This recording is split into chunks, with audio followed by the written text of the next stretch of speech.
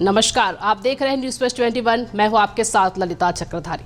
तो लगी शर्त, जब एक प्रधानमंत्री से एक टीवी एंकर ने कहा और वीडियो हो गया वायरल। जी हां, ब्रिटेन और यूरोप के मीडिया में इन दिनों भारी चर्चा है उस शर्त को जो एक नामी टीवी एंकर ने एक प्रधानमंत्री से लगाई कैमरा के सामने। हम बात कर रहे हैं talk TV host Piers Morgan की, जिन्होंने प्रधानमंत्री ऋषि सुनक से शर्त लगाई कि अगर वो आम चुनाव आने के पहले देश में अवैध से घुस आए और शरण मांगने वाले लोगों को एक हवाई जहाज पर बिठाकर रवांडा भेज पाएंगे।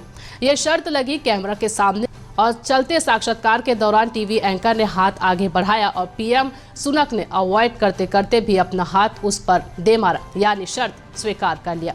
अब आइए जानते हैं कि शर्त लगी किस मुद्दे पर। तो आपको जानना चाहिए कि ब्रिटेन के लोग और सरकार भी अवैध रूप से देश में घुस आने से परेशान है और इसका कोई उपाय चाहते हैं। छोटी छोटी नावों में कुछ तस्कर लोगों को ब्रिटेन में छोड़ जाते हैं और अब इनकी संख्या बढ़ती ही जा रही है और मीडिया इसको बड़ा मुद्दा बना रहा है।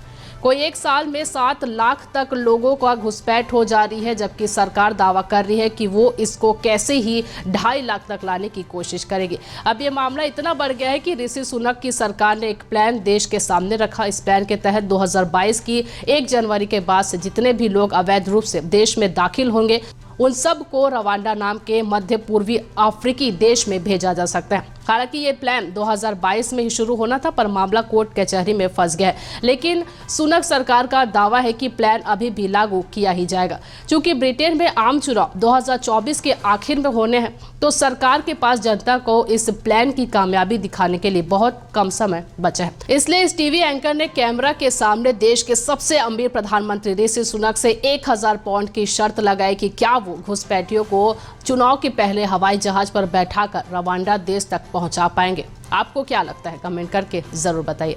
आपके लिए खबर लिखी थी हमारे साथी दुर्गेश कुमार दुबे ने। ये जानकारी आपको कैसी लगी और आपका इस पर क्या कहना है, हमें कमेंट करके जरूर बताइए। मैं आपके साथ ललिता चक्रधारी। इसी तरह के खबरों से लगातार अपडेट रहने के लिए बने रहिए न्यूज़ फर्स्ट 21 पर, आपके हक की बात।